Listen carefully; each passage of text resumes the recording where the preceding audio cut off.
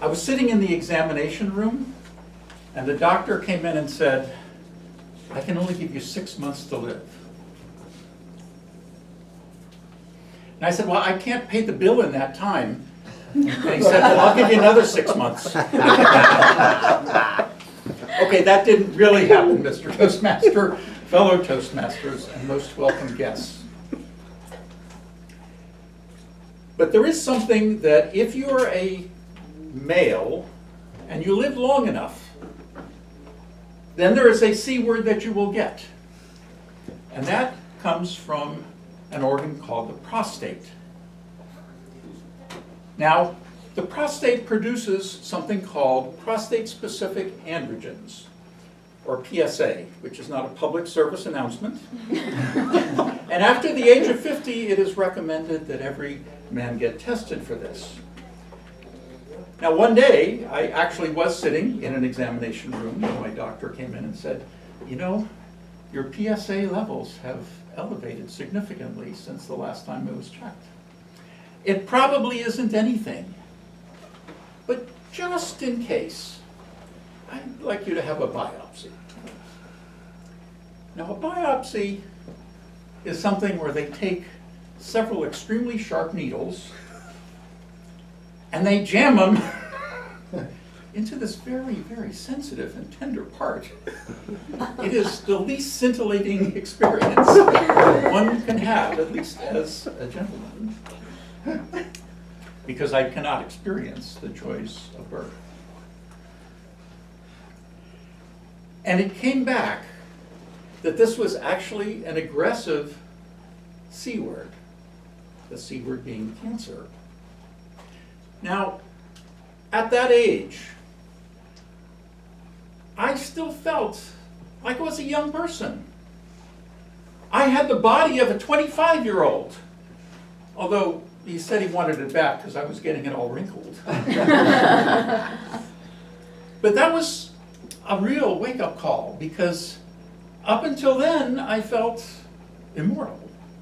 I mean, we all know we're going to die, but as my grandpa once told me, everybody wants to go to heaven, but nobody wants to die.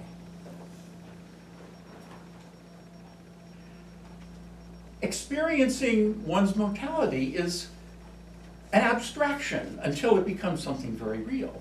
And the C word is something that makes it very real. This made it real in a way that I had not experienced before. And it made me realize that I had not been fully living each day, each moment, each second in the most present and full way possible. I gained inspiration from a scintillating gentleman I had known years before. I met him when he was in Tucson getting treatment for his advanced bone cancer. Now, this gentleman, Clarence, had done amazing things with his life. He had lived in China. He had been a merchant marine. He looked kind of like Mark Twain. He had big bushy white hair, and he had a big bushy white mustache. And he said at one point he lived in upstate New York where Mark Twain was, and he used to dress up like Mark Twain and walk around like he was really PO'd at something, and people would kind of think he was the ghost of Mark Twain.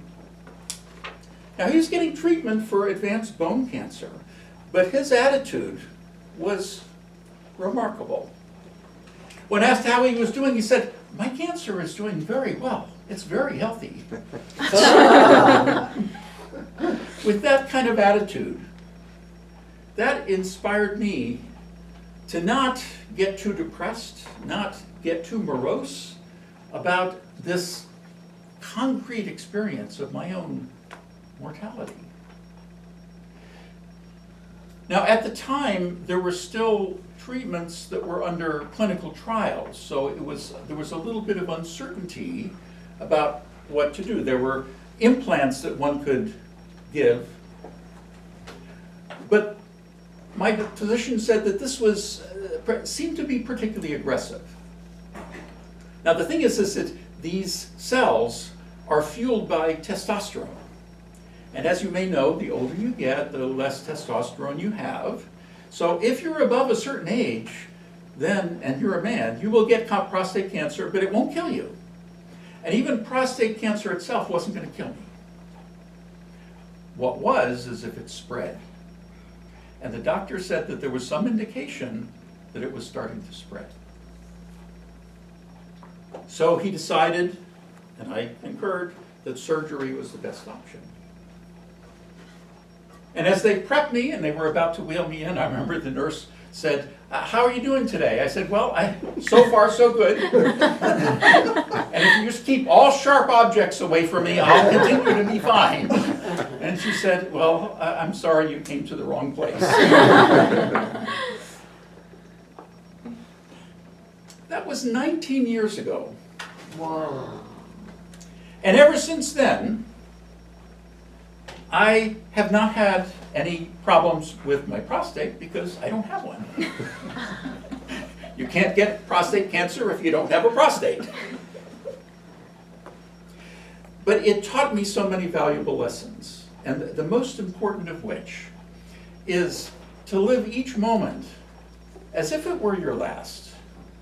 Because our mortality is still an abstraction. And I wish I could tell you that in the past 19 years, I have done that.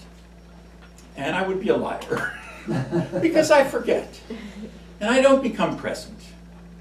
But when I think of that, when I think of the C word, when I think of the specific mortality that we each will all have, I think of the story of when I was a baby and I was born, I was lying there crying and everybody around me was smiling. And my wish is that when I die, that I'll be smiling and those around me be crying. Mr. Toastmaster.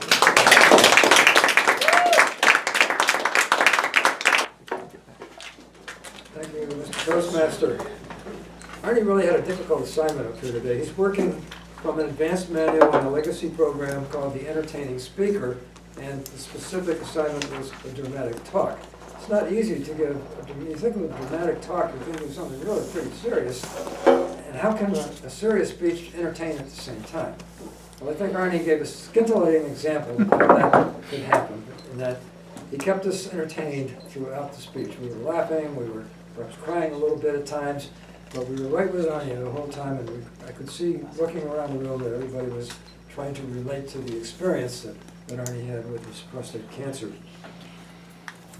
As he went through the speech, the manual first of all says that the speaker is to entertain the audience with a 5 to 7 minute dramatic speech. The speech material to be drawn from the speaker's personal experience or imagination.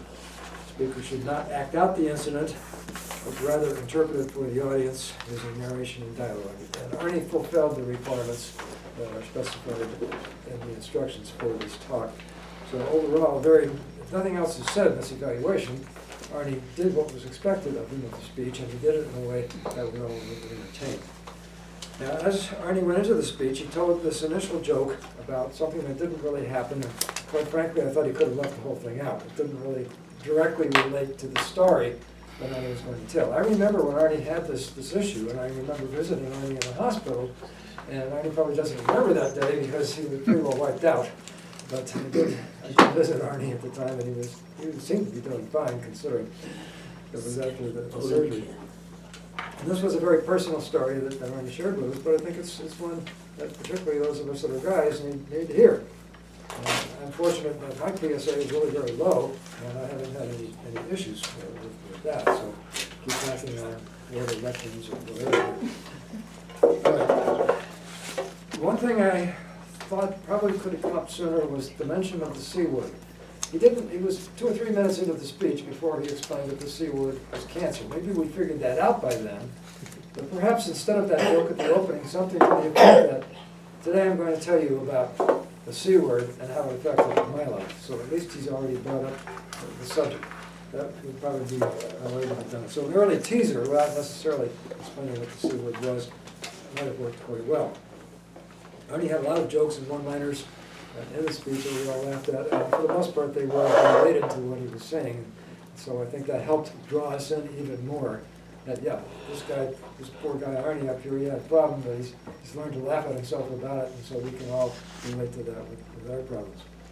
The one thing I would have left out of the speech is you talked about your friend who was, quote, PO'd at something, and perhaps upset with something, might have been a little more tactful in terms of the use of language. You probably would have gotten scored low in the language section of the ballot to sort of compare your speech on that. But overall, just a perfect example of the way this kind of speech should be done.